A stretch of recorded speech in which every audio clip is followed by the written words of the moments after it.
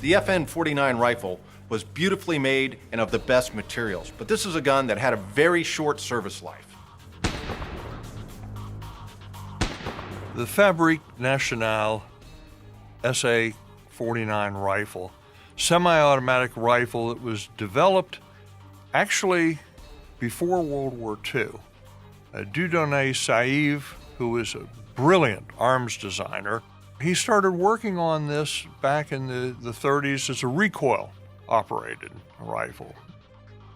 Saïve worked on several recoil-operated guns before finally deciding 1932, 1933, that the best way to do an infantry rifle, and that's a gun firing a full battle cartridge, like the 8mm Mauser, for example, was gas operation.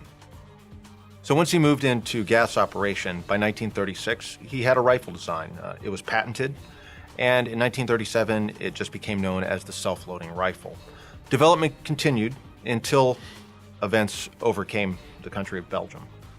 Saïve fled to the UK along with other Belgian designers and engineers when the Germans invaded Belgium in 1940. Nothing that they brought with them really was immediately usable by the British. The British were in production with the No. 4 rifle, but work continued on the gun, and when Belgium was finally liberated in 1944, Saïve and his co-workers returned to FN, and by then the gun had taken recognizable shape.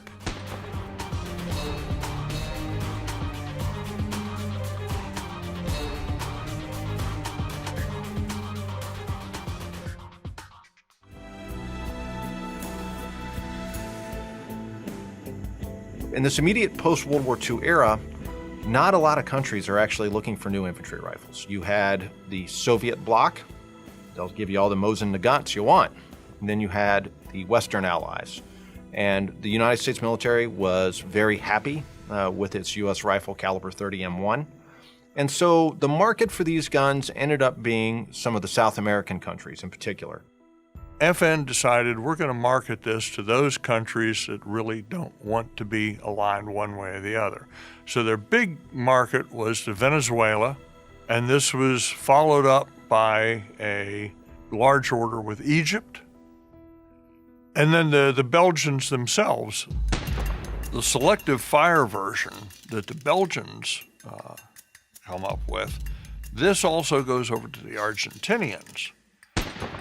Argentina asked FN to convert an example of a clip-fed 7.65 by 53 millimeter FN-49, asked FN to convert it to 7.62 by 51, even magazine-fed. And FN responded by doing that, shipped the gun to Argentina, and then the gun was copied there. The conversion was copied there in Argentina, to such an extent that the Argentine Navy FN-49 rifles were converted from stripper clip-fed internal 10-round box magazine chambered for 7.65 by 53 to detachable box magazine chambered for 7.62 by 51. And Argentina even came up with a detachable 10-round and then also a detachable 20-round box magazine specifically for that firearm. So this is a gun that had pretty good success for a very limited market. Most countries were not interested in rearming with infantry rifles in this era. They were waiting for the next big thing. And it turns out the next big thing was the FN FAL, designed by Saïve. And when you look at an SAFN and an FAL, you'll see that there's an obvious heritage there. They're fantastic little firearms that also narrate an interesting moment in history. That moment when the transition is occurring between cartridges that were born at the beginning of the 20th century and fought the world wars toward cartridges that will fight the rest of the 20th century and then soldier on into the 21st century. Cartridges like 7.62 by 51 millimeter. And that cartridge is still what Argentina uses to this day. If you want to know where most FN-49s are, they're in the hands of American collectors. At various times, the nations that adopted the rifle disposed of them through companies like Interarms, and the Colombian guns, the Venezuelan guns, the Luxembourg guns. Most of those, you'll find them out there, but they're in private collections today.